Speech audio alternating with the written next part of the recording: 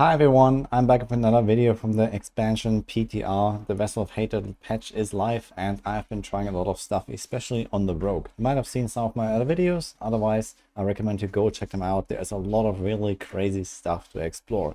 The runes are coming, we have lots of new builds, and what you're seeing here right now is the Death Trap Rogue.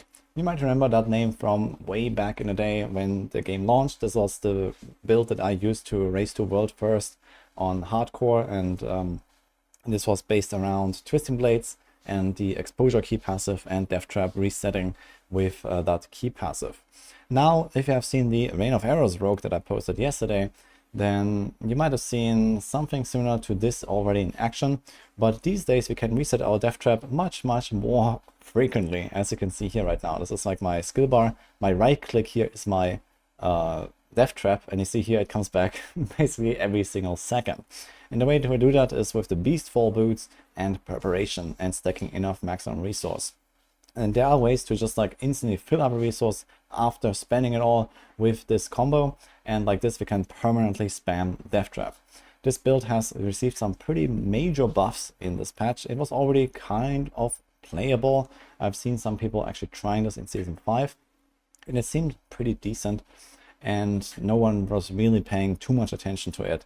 But now it has received extra tempers, it has received a buff to the unique, it has received some other nice tools, and of course the ability to put more points into ultimate skills. So this also allows you to just beef up that skill, get more skill ranks, and overall it has a lot of damage output. You see here a Pit 90 that I'm basically speedrunning in this build. It has pretty solid boss damage as well. I was able to crit for like a few billion. I think the highest I've seen was like around 4 billion or something like that, with one single tick of the Death Trap. And well, there are many ticks of that if you look at what is going on here. So it does have some pretty insane damage. Looking like one of the best, if not the best, rogue build out there for now.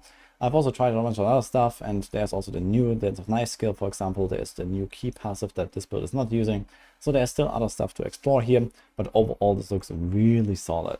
I've also cleared a tier 100 with this, so I might have a clip here somewhere where I've been like trying this. So for example here you see me comfortably ahead of the timer, and then we go to the boss room in like 5.5 minutes left, and even on a tier 100, which is the highest pit in the game on the PTR right now, I'm still able to dish out a pretty significant stagger burst.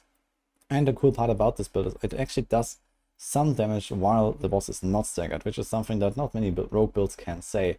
Usually rogue builds heavily rely on the stagger, and this build can actually kind of whittle down the bosses over time if you're going for like a high tier push.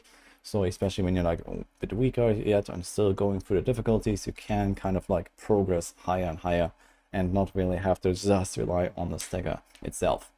But yeah, this is how that works. Very good build, very fun to play as well. It also has these very funny animations of the monsters kind of like jumping around when you spam the Death Traps, because they keep getting pulled in different directions all the time. So if you go like a little bit back here, for example, you'll see this. Just watch the monsters just kind of dance around. Okay, it's hard to see with all the numbers here. I should have disabled them maybe. But overall, pretty hilarious build, pretty strong. And I also made it quite tanky with my setup here. So I will show that off a little bit. So this is the planner here. I also have this linked in the description, and also on my Discord I have all of the Season 6 planners that I have been working on so far. We also added the runes now, and I've been like polishing this a little bit after playing it. Right now I only have the mythic variant, like the high-end variant. This is what you just saw here. Basically planner gear that I played there, and there will be like, starter variants and so on later down the line once, I have time to work on those. But for now I have to test a lot of things, so we only have this here with the high-end version. If you're logging on the PTR though, you can actually make that gear very easily. There's a boost vendor, you can get all of that stuff and try it out and see how it looks at the highest level. I do expect that this build will require like a little bit of a setup to get going, because you want to get this combo of, you need to have at least 150 energy for the Beastfall boots and the preparation. Preparation gives you 5 seconds off your ultimate cooldown when you spend 75 energy. So you hit 150, you get 2 preparation procs in one go. This means you get minus 10 seconds on your Death Trap. So the goal is to get your Death Trap to roughly 10 seconds cooldown. This is not so easily done, because, well, you will probably need a Harlequin Crest masterworked up like this, or not. It doesn't have to be perfect like this, but you want to have probably at least a double cooldown plus GA, or you want to have no GA triple cooldown, just to make sure that you have like enough base cooldown. And then there's, for example, a traps cooldown temper you can put on a ring, or also here maybe on a second ring if you don't have starless just yet, or also on the neck. So there are actually options to kind of make this work before it, but you have to give up like some of the mythics, for example. So if you don't have any mythics at all, then you will probably just have a normal helm of cooldown, and then trap cooldown, something like that. And you get to the point where you have roughly 70% or so cooldown reduction, plus some skill ranks in the death trap, and then those skill ranks will also help you reduce the base cooldown of the skill. So altogether, you will have less than 10 seconds cooldown.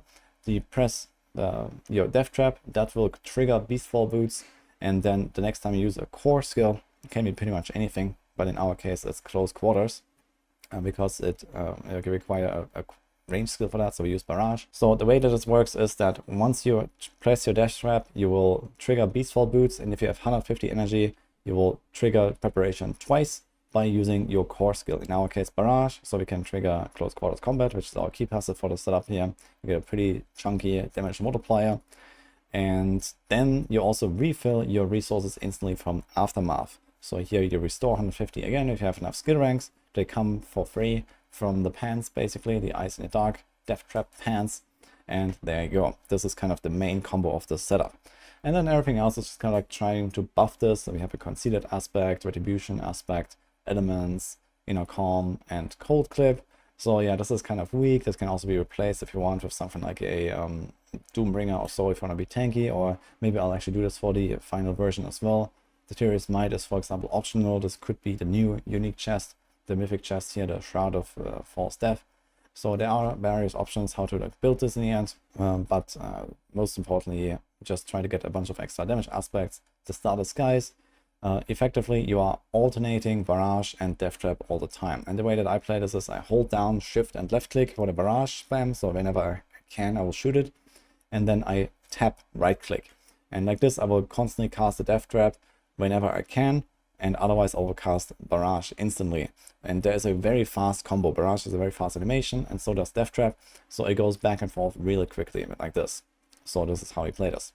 We also have a Fist of Fate in here. This is not really a lucky hit build, but since we are really lacking good DPS options in terms of the aspects, we just threw in a Fist of Fate here, and we have enough triggers and enough hits for the effect to kind of like average out really quickly. So it's just a nice 50% average damage buff.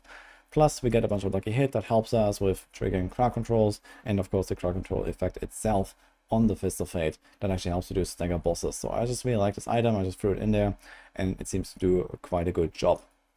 Yeah, the rest of the tree is mostly pick up a lot of passives to buff the Death Trap. In particular, there's a new cluster here, the Unto Dawn, that is really strong, 45% extra damage for the ultimate skills, and a bunch of other small stuff across the board and typical rogue stuff. So there's the Dark Shrouds, we trigger those. Interestingly enough, not with Umber's aspect, as you can see, we have 3 unique armor pieces, so there's no defensive slot here. Instead, we do it with the runes. So we have that here in the helm. When you cast a skill of a cooldown, then you gain a Dark Shroud Shadow. And I found this to work really well, since we are constantly casting skills of cooldown. Here with the Death Trap, we also have, for example, like a Smoke Grenade or a Dash or a Shadow Step sometimes. All of that works to trigger this Dark Shroud effect. And I had a very consistent 5 Dark Shrouds pretty much all the time. I didn't even need the Umber's aspect. So that was really cool. So we had full uniques here, as you see on the left side on the armor pieces. It's very funny. And the other rune combo is the Warcry. Whenever we cast an ultimate skill, we gain offerings, and then I think after 3 or 4 casts, I trigger the Warcry. It's effectively permanent, so very easy to keep up.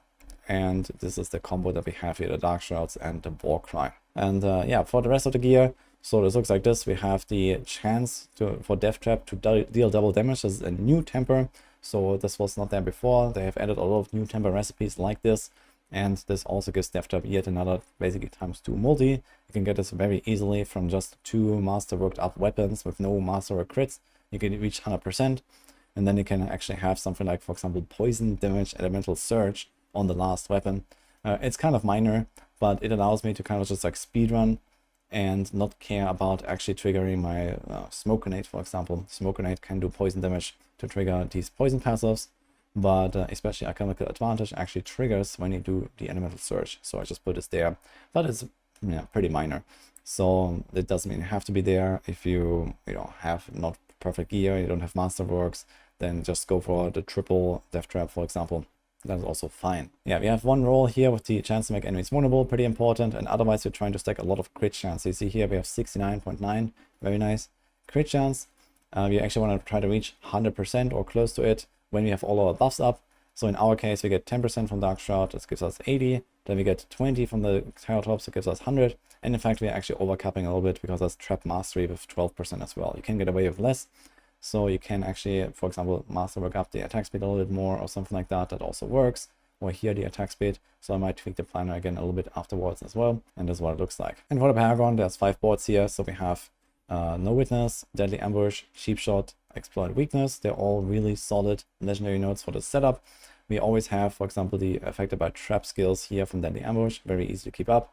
And the glyphs are Control.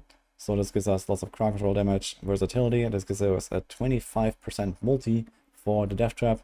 We have Turf for the close damage scaling. This is important for the close quarters key passive, which now works with damage versus close and not damage versus crowd control anymore, like in Season 5. And here is Snare Glyph, that's the trap glyph. Lots of trap damage there on the legendary effect especially. And then the Ambush Glyph, which also has lots of trap damage on it. So yeah, this is the setup here, and the rest is just kind of like smaller nodes across the board that depending on your Paragon level, you want to pick up more or less of, and then try to like tweak your armor, tweak your res, depending on what you need exactly. Either way, this is a very fun build, so hope you liked my little overview here. I will probably tweak this, as I mentioned, probably make a maximum guide for this as well. And when the time comes, when Season 6 launches, I think it's going to be actually a really cool build. It's also pretty solid for farming. It doesn't go like as fast in terms of like the ultimate speed, like Helltide farming or something like that, but it works just fine, and it's a very good pushing build. It goes to the high difficulties, it has insane damage output, really good boss damage. It also decimates tormented bosses, Lilith, and so on. Like I actually killed Lilith in like 2 seconds or something with this build, so it looks kind of funny, and yeah, definitely something to look forward to here, I think, for the rogues. So hope you enjoyed this video. Let me know what you think about it. I will also have more stuff to come from the PTR. There's a lot of builds I'm working on right now, also for the other classes very soon. So stay tuned for that. Otherwise, see you guys next time.